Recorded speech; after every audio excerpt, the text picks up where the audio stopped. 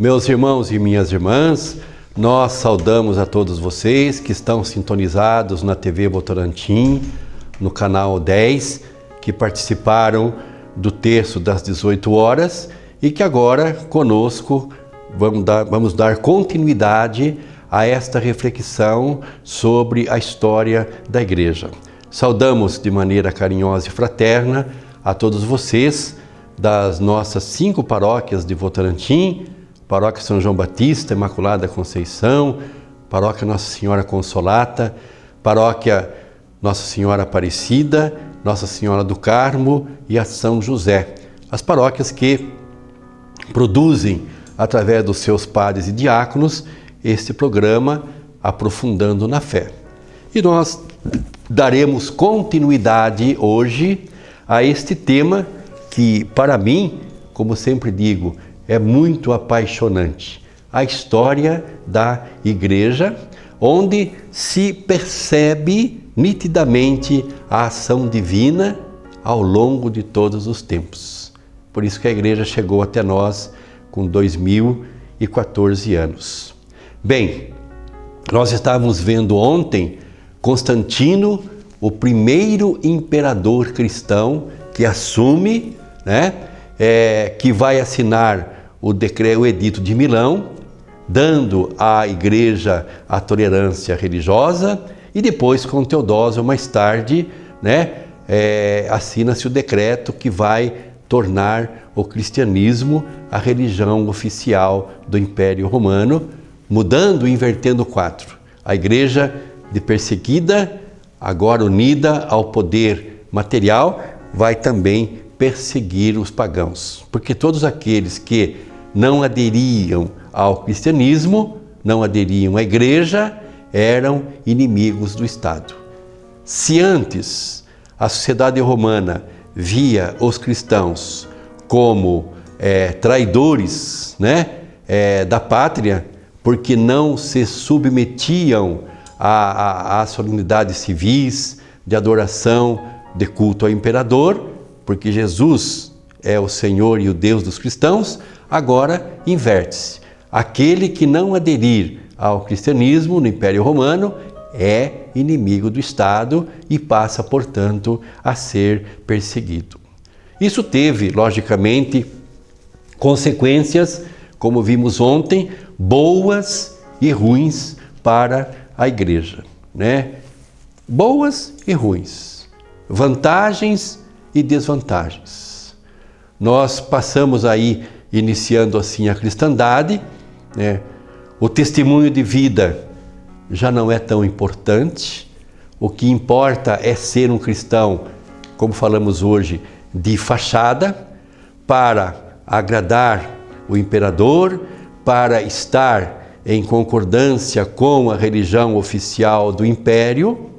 O processo de catecumenato vai aos poucos sendo mais brando, mais ameno, não exigindo tanto, porque precisava atender a demanda dos pagãos que estavam aderindo à Igreja.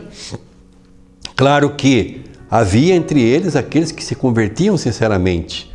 A Igreja não perdeu a sua essência doutrinal,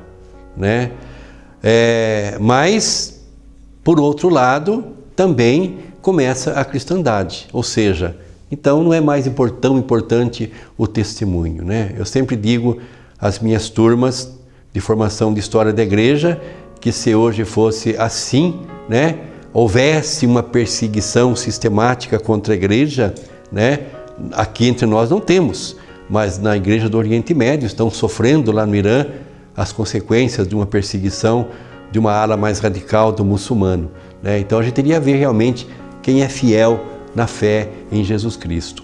Mas o imperador Constantino, então a princípio, que vai assumir aí o império, vai trazer inúmeras regalias e benefícios à Igreja. Ele compreendeu que a Igreja de Roma estava intimamente ligada à adoração pagã. Estava cheia de templos, estátuas pagãs, e ele desejava uma capital sob os auspícios da nova religião. Na nova capital, a igreja seria honrada e considerada, não haveria templos pagãos. Constantino, na sua fé cristã, ele achou que Roma não poderia, como capital do império, ser também a sede da igreja, né? Não era uma cidade compatível com o cristianismo. Ela tinha uma cultura e os elementos do paganismo eram muito fortes em Roma. Então não tinha como conciliar. Aonde você andava pelas vias de Roma, havia as estátuas, as imagens dos deuses, né, dos templos pagãos aí do Império Romano. E Constantino desejou então criar uma nova sede, uma outra cidade que tivesse mais características cristãs. Assim foi a sua intenção, né? Logo, ele vai então fundar a cidade de Constantinopla, que é a antiga Bizâncio. E ele vai adequar a cidade de Constantinopla a esse espírito mais cristão. Logo depois da fundação da nova capital, Constantinopla, em 10 de maio de 330, deu-se a divisão do império.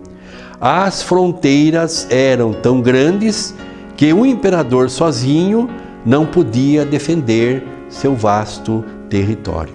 Então, essa divisão do império, a Nova Roma, como eles chamavam Constantinopla, de um lado e Roma de outro, vai trazer consequências, inclusive na história da Igreja.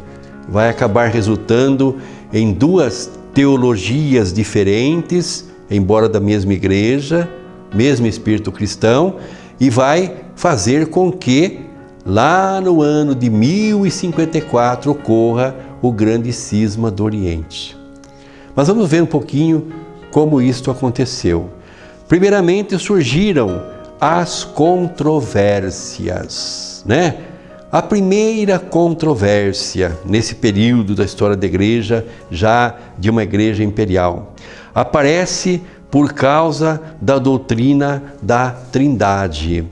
Um presbítero chamado Ário, ele era de Alexandria, portanto um daqueles patriarcados, defendia a tese de que Jesus Cristo era superior aos homens, porém inferior ao Pai.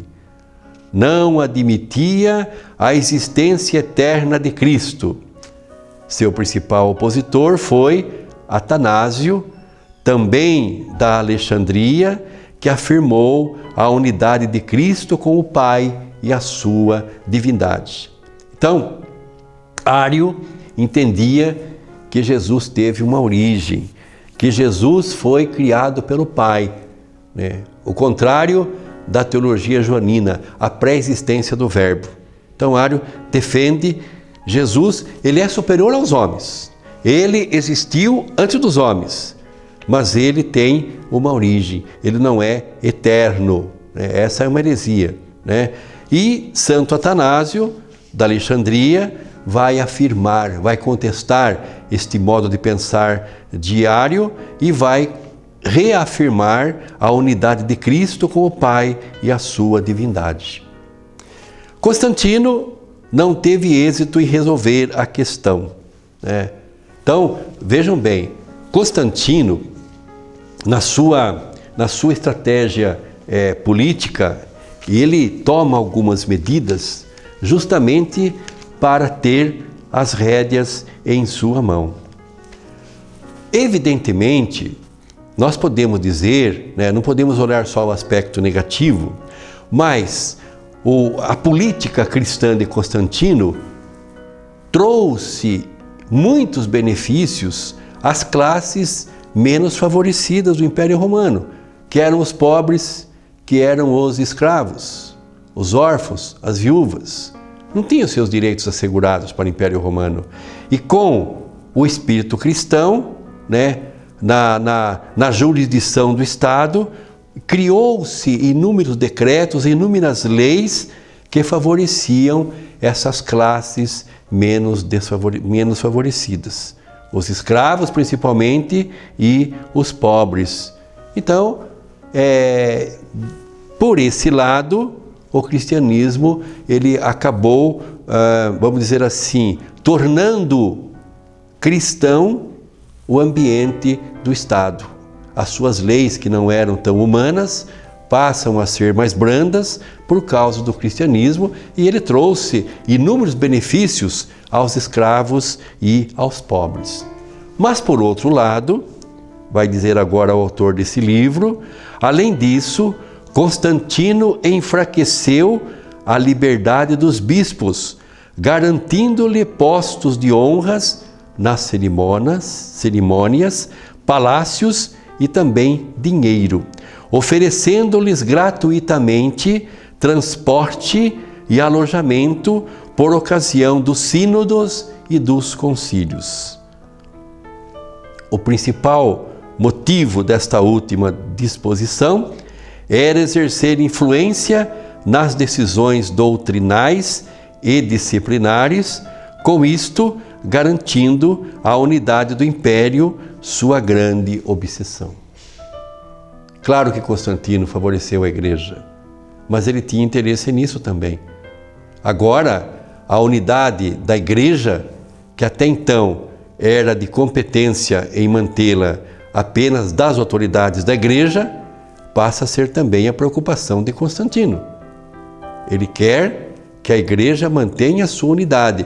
Por isso se vê no direito como tutor, digamos assim, da igreja, de interferir nas questões doutrinárias. Ele queria interferir para garantir a unidade da igreja, a unidade dos cristãos e para garantir também, assim, consequentemente, a unidade do império. Era um grande estrategista, sem sombra de dúvida. Esta bondade do imperador, que o autor coloca bondade, né? Inclui o reconhecimento da influência da fé cristã em todos os níveis da sociedade do império. No ano 323, Constantino passou a residir em Bizâncio, no Oriente, inaugurando-a com o nome de Constantinopla, como dissemos na abertura desta reflexão. Surge a nova Roma, cujo patriarca passa a concorrer em poder e prestígio com o bispo da antiga Roma. Começa, como dissemos ali, a separação entre o Oriente e o Ocidente, empobrecedora para a catolicidade da igreja. Ou seja, para a igreja não foi um bom negócio Constantino criar uma nova cidade de Constantinopla, dizendo que seria uma cidade mais adequada para o cristianismo. Não foi um bom negócio para a igreja, porque dá início, a um processo inicial daquilo que viria a ser o cisma do Oriente no ano de 1054. Bem, vamos ver um pouquinho a teologia imperial a partir de Constantino. Devemos ter em conta o significado para os cristãos de terem um imperador cristão após 3 séculos de perseguição. Os símbolos imperiais passaram a ser cristãos. As moedas trazem imagens cristãs. A cruz torna-se o grande símbolo do império. A cruz, que para os gregos era sinal de vergonha, de destruição, agora, com o espírito cristão do império sobre Constantino, passa a ser símbolo do grande império romano. Os cargos mais altos do governo foram confiados somente a cristãos. Os bispos são os principais conselheiros e se desenvolve uma cultura cristã. Tempos novos, tempo de um espírito cristão impregnar aí o Império Romano, E também tempos em que muitos vão querer converter-se ao cristianismo, porque poderá ter a possibilidade de ter cargos públicos de grande importância. Entra aí o interesse, entra aí a chamada conveniência. livre para a sua missão, a Igreja se expandiu pelo Império Romano, principalmente nas áreas rurais, onde ela ainda não tinha chegado. Multiplica-se as dioceses, constrói-se ricas e belas igrejas e embeleza-se o culto cristão, que também sai empobrecido pela multiplicação de cerimônias e ornamentos como imitação da corte imperial. Ou seja, reproduz-se no aspecto ritualístico e celebrativo do cristianismo as pomposidades do Império Romano. Se ainda hoje há muitos teólogos que criticam esta liturgia excessivamente luxuosa e pomposa da nossa igreja, isso é uma herança que tivemos lá do Império Romano. Claro que a igreja procurou ressignificar tudo isso, dando a cada uma delas um sentido cristão, muito válido por sinal, mas ela começa lá no Império Romano. Desenvolve-se também uma teologia da pessoa do imperador, isso é importante. Por quê? Os pagãos que vinham para o cristianismo estavam acostumados a prestar cultos ao imperador, que tinha um caráter divino. Agora, no cristianismo, isso não será mais possível. Nosso Deus e Senhor é Jesus Cristo, vai dizer os cristãos. Aquele evangelho pós-pascal do relato de Tomé, quando Jesus aparece para a comunidade cristã, para os discípulos reunidos, e eles vão anunciar a Tomé, que nesse dia não estava na celebração, eles vão anunciar a ele que viram o Senhor ressuscitado, e Tomé vai dizer: não, eu não acredito, se eu não tocar nas suas chagas, nas suas mãos, aonde entrou os cravos, eu não acreditarei. E depois Jesus aparece e Tomé está lá na celebração. E ele vai dizer: Tomé, toca aqui na marca dos cravos, nas minhas chagas, não seja incrédulo, mas fiel. E Tomé se prostra diante de Jesus e vai dizer: meu Senhor e meu Deus. É este contexto aqui, quando o cristianismo vai contestar o senhorio do Império Romano. Então agora Constantino vai ter que teologizar isso para que os pagãos que vêm para o cristianismo também possam sentir-se bem, sentir-se à vontade. O que ele faz? Desenvolve-se também uma teologia da pessoa do imperador. Assim como Cristo venceu os demônios, o imperador vence os inimigos da verdade. Cristo introduz os homens no reino do Pai e o imperador os introduz na igreja. O imperador é o vigário de Deus. Olha de onde veio o termo de vigário de Deus, vigário de Cristo, do Papa Constantino. Ele é o imperador, ele é o vigário de Deus Pai na terra, do mesmo modo que Cristo é no paraíso. Olha que audácia, né? É como hoje se fala assim, Deus lá em cima e fulano aqui na terra. Constantino também dizia isso. É Jesus no paraíso e eu aqui na igreja, no Império Romano, né? Numa palavra, o imperador faz parte do plano de salvação e é instrumento de salvação. Que seja uma ferramenta, um instrumento que Deus usou para a salvação, nós não temos a menor dúvida, mas não com esta arrogância e esta prepotência, né? Ele se inspira também aqui na dinastia de Israel, quando o ungido do Senhor, o rei, ele é o representante de Deus na terra, portanto não pode ser contestado, tem que ser obedecido, e quem voltar-se contra ele deve ser realmente morto, né? Sacrificado.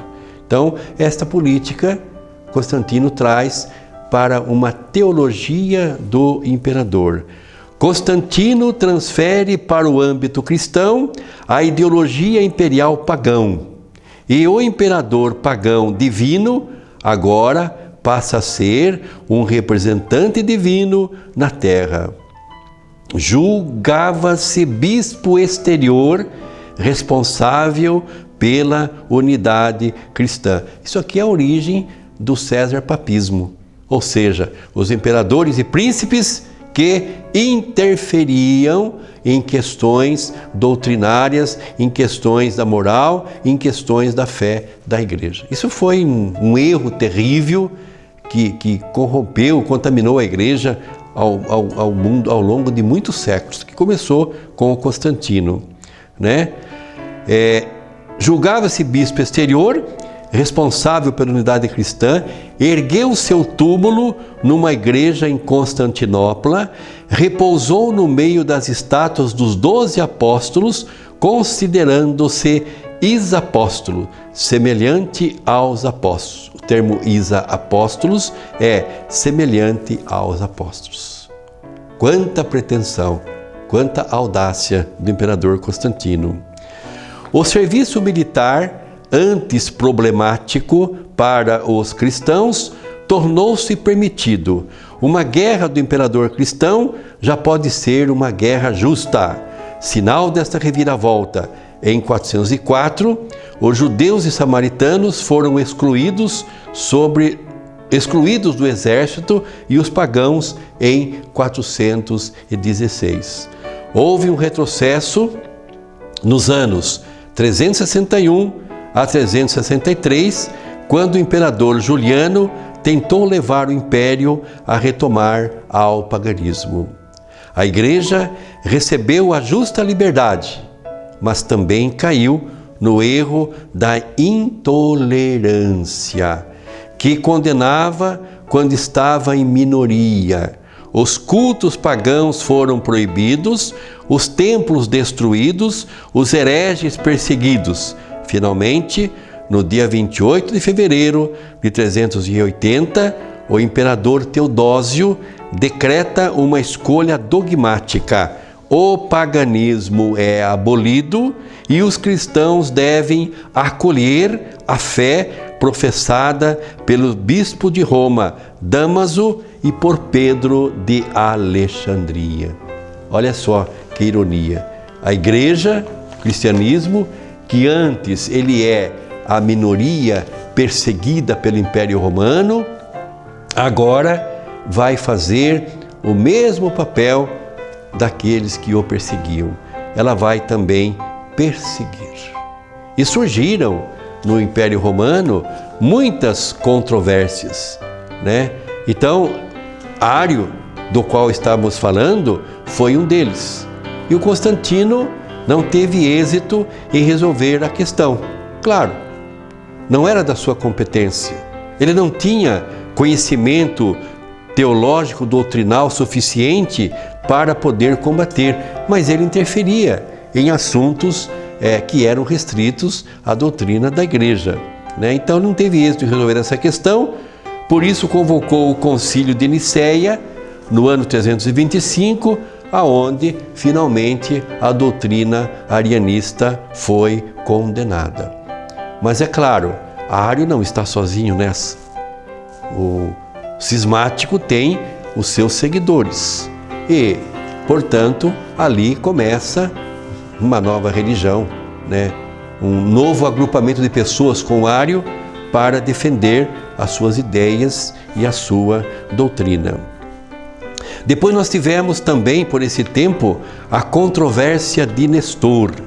Nestor era sacerdote em Antioquia, quando se opôs à aplicação do termo Mãe de Deus a Maria.